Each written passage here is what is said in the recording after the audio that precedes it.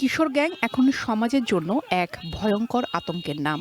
ছোট ছোট গ্রুপ গড়ে তুলে এলাকায় আধিপত্য বিস্তার, হামলা, ছিনতাই, মাদক সেবন ও সামাজিক অস্থিরতা সৃষ্টি করছে এক শ্রেণীর বখাটে কিশোররা। ভবিষ্যৎ হোক নিরাপদ, বিনিয়োগ হোক বিশ্বস্ত, আর আমার পছন্দ সল্ট বে। ওয়েলকাম টু সল্ট বে। স্থানীয়দের অভিযোগ, সন্ধ্যার পর অনেক এলাকায় সাধারণ মানুষ নিরাপত্তাহীনতায় ভুগছেন। স্কুল কলেজ পড়ুয়া কিছু কিশোর নানা অপরাধমূলক কর্মকাণ্ডে জড়িয়ে পড়লেও অনেক ক্ষেত্রে কার্যকর ব্যবস্থা নেওয়া হচ্ছে না।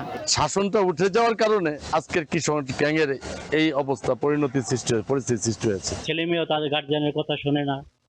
এই অবস্থায় আমাদের সমাজে যদি এখানে কোনো সামাজিকভাবে এটা প্রতিহত না করে, তা আমাদের সমাজ অবশ্যই ধ্বংস হয়ে যাবে। অভিভাবকরা বলছেন, মোবাইল আসক্তি, সামাজিক অবক্ষয়, পারিবারিক অবহেলা এবং অপরাধ চক্রের প্রভাবে কিশোররা বিপথে যাচ্ছে। অন্যদিকে সচেতন মহল মনে করছে, এখনই কঠোর নজরদারি ও সামাজিক প্রতিরোধ গড়ে না তুললে পরিস্থিতি আরও ভয়াবহ হতে পারে। জনসচেতনতা তৈরি করা দরকার। এটা নেতিবাচক দিকগুলো মানুষের মাঝে তৈরি করা দরকার। প্রত্যেকটা গার্ডিয়ান যাতে সচেতন হয়ে তার ছেলে মেয়েদেরকে কন্ট্রোল করার চেষ্টা করে। খারাপ কোনো আড্ডাতে না যায়, রাত্রে ওরা যাতে বেশি সময় না ঘুরে, আমরা যেন ওদেরকে সবসময় মনিটরিং এর মধ্যে রাখতে পারি।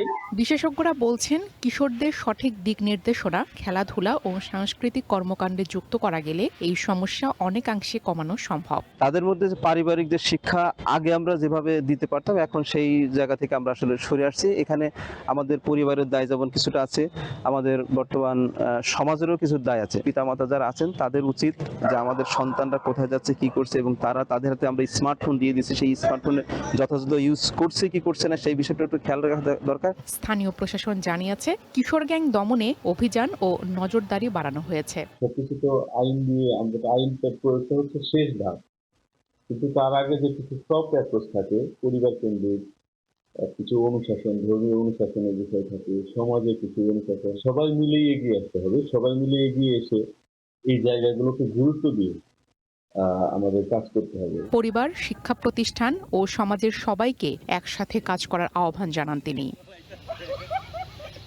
One national desk.